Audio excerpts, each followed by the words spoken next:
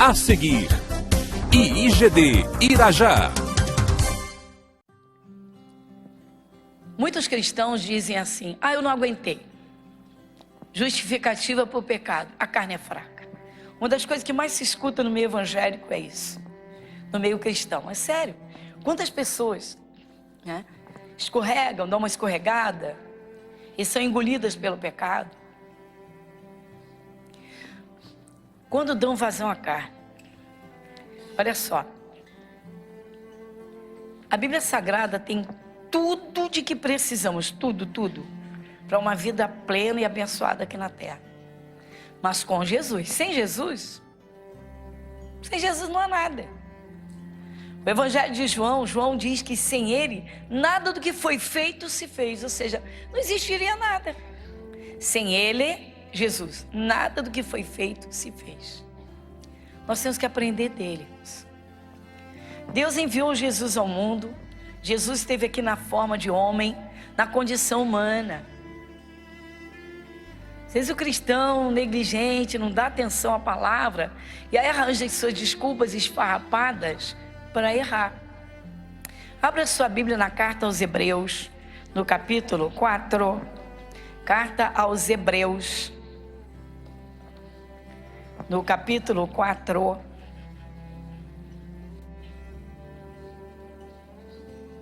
Versículo 15, vamos juntos. Porque não temos um sumo sacerdote que não possa compadecer-se das nossas fraquezas, porém que como nós, em tudo foi tentado, mas sem pecado. Então vamos aqui com esta base fortíssima que o Espírito Santo está nos dando, está nos mostrando. Isso aqui é para o cristão, para a pessoa que aceitou Jesus, irmãos. Porque imagina se o pecador entende o que é sacerdócio, o que era um sumo sacerdote, não entende nada, é lógico, não sabe.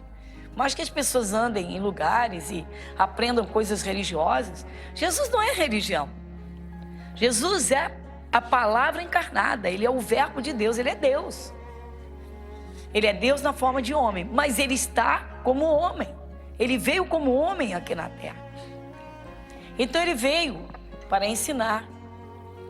Ele veio para fazer o resgate.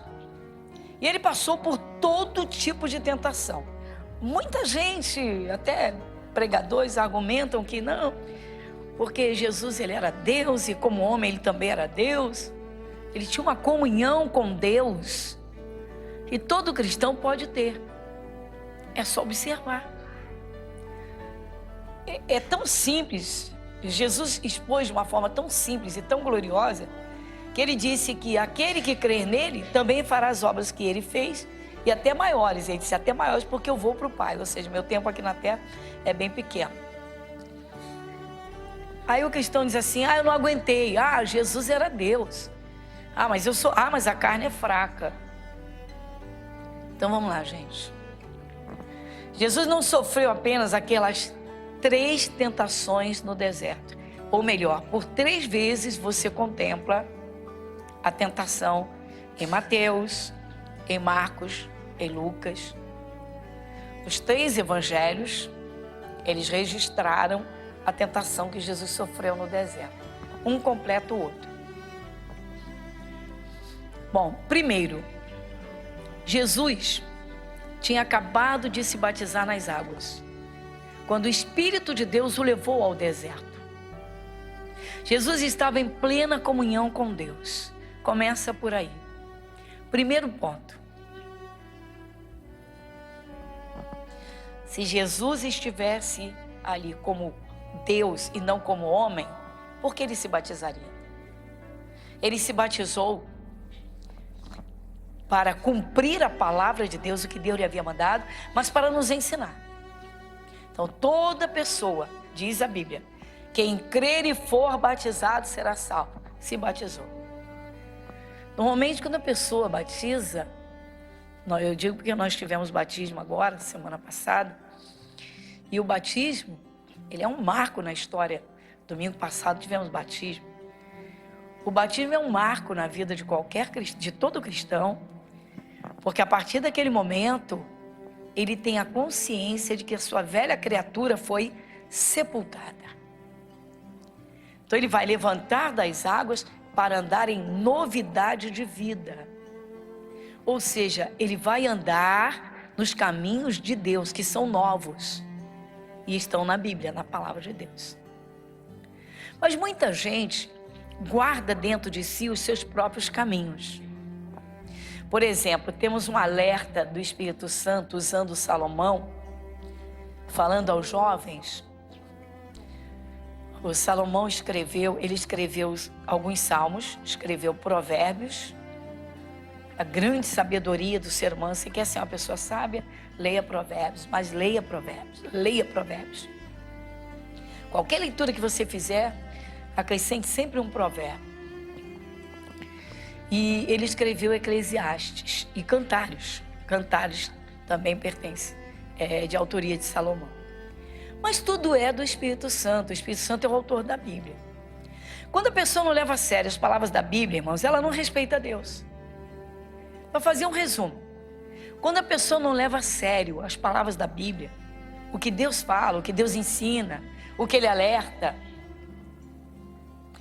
aquilo a que Ele diz não, quando o cristão não atenta, ele está desrespeitando a Deus. E esse é o pior estado do cristão. Depois ele vem com aquela desculpa esfarrapada e diz, não aguentei. Jesus também disse, a carne é fraca. Mas está aqui, ele nunca pecou. E estava num corpo humano. Lê de novo que daqui nós vamos partir para o entendimento. Vamos juntos então. Porque não temos um sumo sacerdote que não possa compadecer-se das nossas fraquezas, porém um que como nós em tudo foi tentado. Então não foram apenas aquelas 3 vezes que Jesus foi tentado. Aquelas 3 vezes foram violentíssimas. Agora vamos lá. Quem levou Jesus para ser tentado? O Espírito Santo. Explicamos domingo passado, mas vamos rever. Voltando a Mateus, na tentação. Deixa eu te dar mais um alerta antes de você ler, antes de nós lermos. Se você está aqui, simplesmente no culto para oferecer mais um culto a Deus, não vai haver crescimento espiritual nenhum, não vai haver mudança nenhuma. Mas se você está aqui e reconhece que está diante de Deus para receber o que Ele tem para você, aí sim você está oferecendo verdadeiro culto, então você vai ter crescimento espiritual. Por quê? Porque todas as vezes que ouvimos a Deus, o nosso espírito é iluminado, nós avançamos espiritualmente, nós subimos, vamos entendendo melhor. Então vamos à tentação que Jesus sofreu em Mateus capítulo 4. Então foi conduzido Jesus pelo Espírito ao deserto para ser tentado pelo diabo. E tendo jejuado 40 dias e 40 noites, depois teve fome. E chegando-se a ele o tentador disse: se tu és o Filho de Deus, manda que estas pedras se tornem em pães. Ele, porém, respondendo, disse: está escrito, nem só de pão viverá o homem, mas de toda a palavra que sai da boca de Deus. Então o diabo o transportou à cidade santa e colocou-o sobre o pináculo do templo e disse-lhe: se tu és o Filho de Deus, lança-te daqui abaixo, porque está escrito, aos seus anjos dará ordens a teu respeito, e tomar-te-ão nas mãos para que nunca tropeces em alguma pedra. Disse-lhe Jesus: também está escrito, não tentarás o Senhor teu Deus. Novamente o diabo o transportou a um monte muito alto e mostrou-lhe todos os reinos do mundo e a glória deles. E disse-lhe: tudo isto te darei, se prostrado me adorares. Então disse-lhe Jesus: vai-te, Satanás, porque está escrito, ao Senhor teu Deus adorarás e a Ele servirás. Então o diabo o deixou, e eis que chegaram os anjos e o serviram. A primeira tentação nós vimos na semana passada sobre os pães, as pedras em pães. Jesus está há 40 dias sem comer. Jesus está no deserto. E foi o Espírito Santo quem o levou ao deserto. Às vezes o cristão passa por uma fase difícil, porque ele cai numa fase difícil. E alguns se revoltam contra Deus. Logo se levantam contra Deus para reclamar de tudo, para murmurar, e até alguns se arrependem de terem se convertido. O que é isso? Acabou. 0, 0, abaixo de 0. Nota 0. Não foram aprovados. Por quê? Porque se Jesus não for o maior valor de um ser humano, então ele não entendeu nada de valores.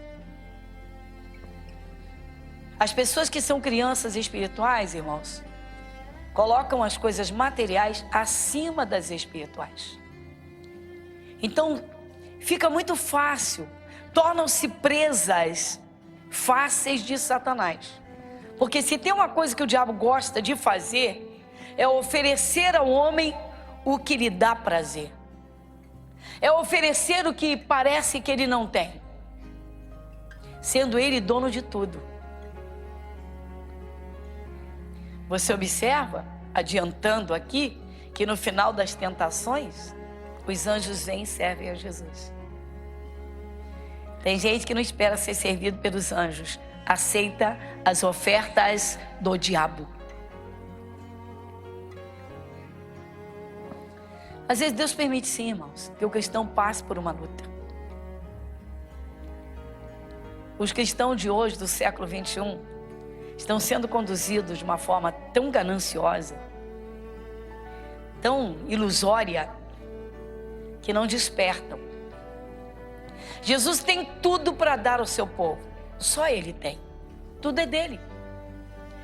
A Bíblia diz em Romanos que tudo é dele, por Ele e para Ele. E tem cristão que não se esforça para buscar o entendimento e o conhecimento de Deus, para desfrutar das bênçãos de Deus. Sem o conhecimento, sem o entendimento, não tem base. São muito oscilantes, são muito inseguros, são muito crianças. Daí fica fácil. Quando o cristão é carnal, como o diabo gosta de cristãos carnais. Por quê? Porque tudo é carne. Olha, a coisa mais difícil para um cristão carnal, uma coisa difícil, é se consagrar, é se santificar. Há cristãos que atravessam a vida e dizem que estão com Jesus, nunca fizeram um jejumzinho. A gente fala assim, sugere, faz um jejumzinho assim de 2 ou 3 horas, o olho arregado. Por exemplo, alguém chegou e disse, sabe, pastora, para mim é muito difícil fazer jejum, porque a minha vida desde adolescente, desde jovem, a primeira coisa que eu faço quando acordo é tomar um cafezinho. Tá bom. Então não tomo o café da manhã por tomar o café da manhã, mas porque o café da manhã virou um vício. Ele satisfaz o paladar. Deveria abrir mão um dia daquela satisfação, para mostrar que tem autocontrole, que tem autodomínio. Assim então o diabo vai. Por quê? Aquele rapaz que quando jovem tinha 3 garotas, uma não sabia da outra, mas ele não conseguia ficar só com uma. Ele se converte. Para ele ter uma só, que luta. Ele luta contra a carne dele. E muitos acabam cedendo. E aí? E alguns dizem que são convertidos. E aí se casam. E aí não consegue ficar só com uma mulher. Porque uma outra, de aparência um pouquinho diferente, já aguça o seu apetite. Então, para o diabo é muito fácil essa oferta para alguns. Manda que essas pedras se tornem em pães. Você está no deserto, só tem pedra. Você está no deserto, não tem nada. Então tem o deserto do dinheiro, a corrupção está aí. Tem o deserto do casamento, da vida conjugal, as ofertas estão aí. E tem todo tipo de oferta. Mas tem cristão que não cresce espiritualmente. É no deserto que o cristão aprende a verdadeira guerra, que é a guerra espiritual. É no deserto que o cristão literalmente se robustece espiritualmente, se fortalece. Mas tem cristão que não aguenta, meu irmão, um dia de deserto. Tem cristão que se ficar um dia sem dinheiro, ele corre para o empréstimo. Tem cristão, meu irmão, que se o casamento não estiver às mil maravilhas, não é? Oferta para que te quero. E o que o mundo mais tem hoje é oferta. Hoje é oferta para todo lado. As tentações estão aí.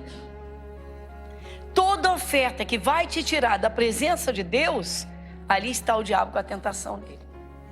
Quer seja um jovem solteiro com uma namorada, o diabo já tenta com a namorada. Imagino que gosta de mais de um. Uma aberturinha aqui, que Deus se dirige à juventude, mas que serve para todo mundo. Marca aqui e vai em Eclesiastes. Capítulo 11, versículo 9. Quem lê comigo? Alegra-te, jovem, na tua mocidade, e alegre-se o teu coração nos dias da tua mocidade, e anda pelos caminhos do teu coração e pela vista dos teus olhos. Sabe, porém, que por todas essas coisas Deus te trará a juízo. E agora? Acho interessante. Criou-se um sistema social de imediatismo, que o que importa para as pessoas é o hoje, o agora, o momento.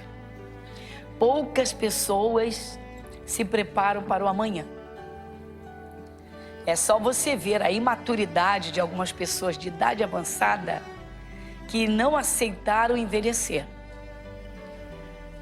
Não prepararam sua psique, ou o seu psique, o seu cérebro, não prepararam para amadurecer.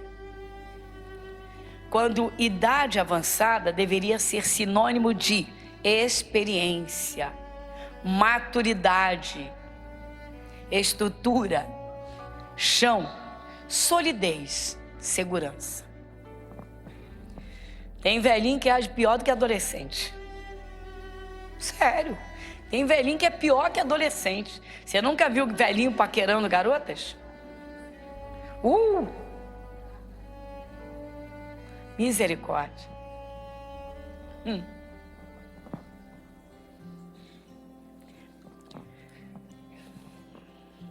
A natureza é perfeita. O Senhor Deus fez tudo perfeito e não tem um ser humano que fuja a essa lei, a essa regra, a lei da natureza. Nasce, cresce, amadurece, envelhece e morre. Nasce, cresce, amadurece, envelhece e morre. Se aceitou Jesus e andou com Jesus, que maravilha! Chegou nos braços do Pai. A gente costuma dizer, né, numa linguagem cristã, que quando um velhinho parte para o céu, tendo servido a Jesus de verdade, foi promovido. Tem gente aqui apavorada.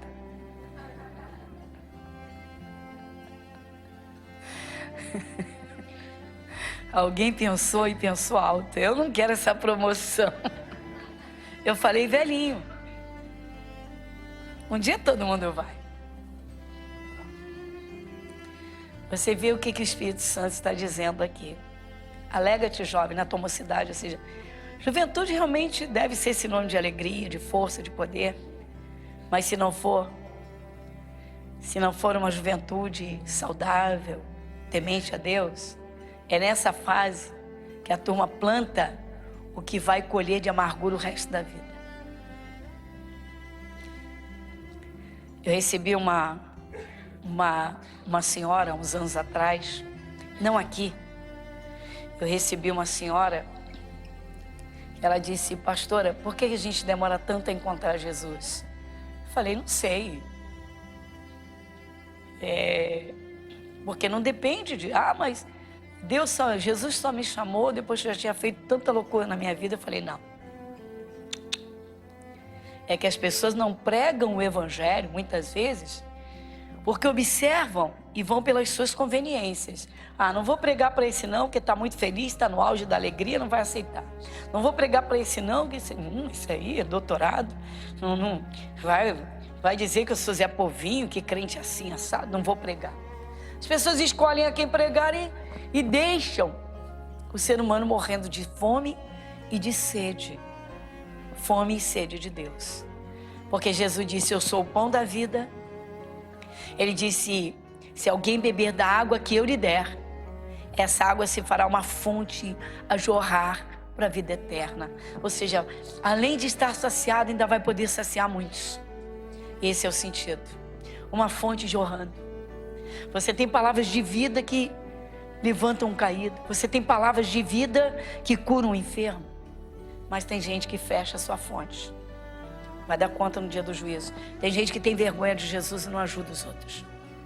Não fala de Jesus porque fica procurando conveniência. Há pessoas que, quando vê que a pessoa tem uma religião, ela apresenta, até fogem dela. Não, esse aí, não, aquele ali, não, aquele ali. Para. Não escolha a quem você vai falar de Jesus. Saiba usar todas as oportunidades. Jesus criava oportunidades. Mas vamos lá. Então o Espírito Santo diz: alegra-te, jovem, na tua mocidade. Aí a moça: tá bom. Ela disse: pastora, eu nasci numa família totalmente desestruturada. Uma família que não tinha respeito. Pais que se separaram, se espancavam. Uma coisa horrível. Ela disse: eu saí cedo, adolescente, fui viver minha vida e caí no pecado, caí no erro mesmo, caí feio. E aí, filho de um, filho de outro. Passava uma temporada com um filho, passou uma temporada com outro. Bom, para você ter uma ideia, tá? 4 filhos de pais diferentes. Seu retrato de parte da nossa sociedade, viu?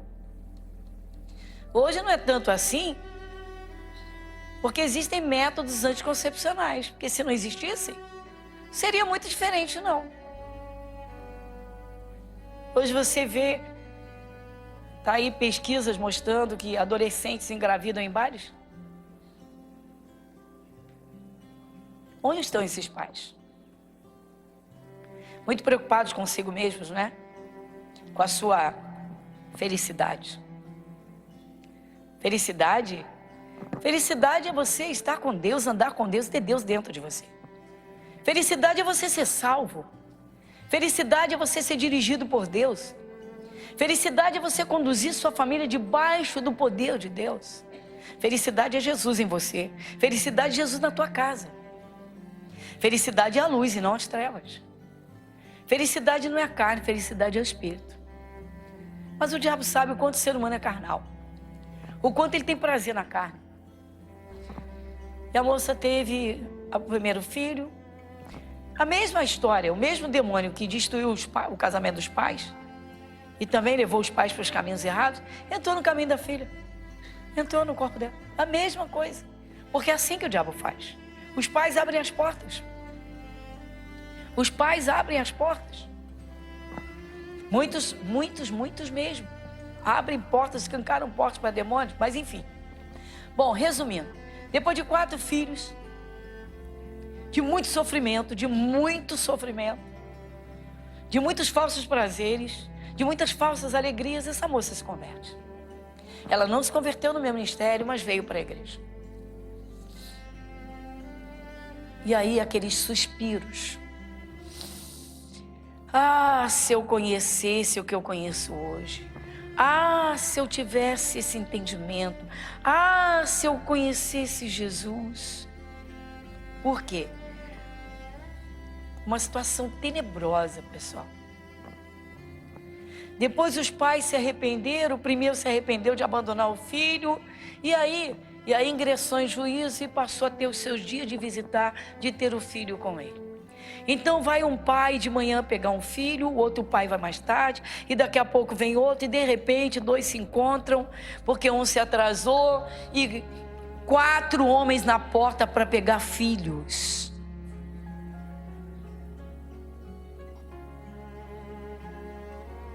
Tá? O que é isso? Os caminhos do coração. Você pode ler o versículo de novo? Eclesiastes capítulo 11, versículo 9. Alegra-te, jovem, na tua mocidade, e alegre-se o teu coração nos dias da tua mocidade, e anda pelos caminhos do teu coração. Dá uma paradinha. Anda pelos caminhos do teu coração. Que isso? É incrível, né? Igreja Internacional da Graça de Deus, Avenida Monsenhor Félix, 1120, Irajá.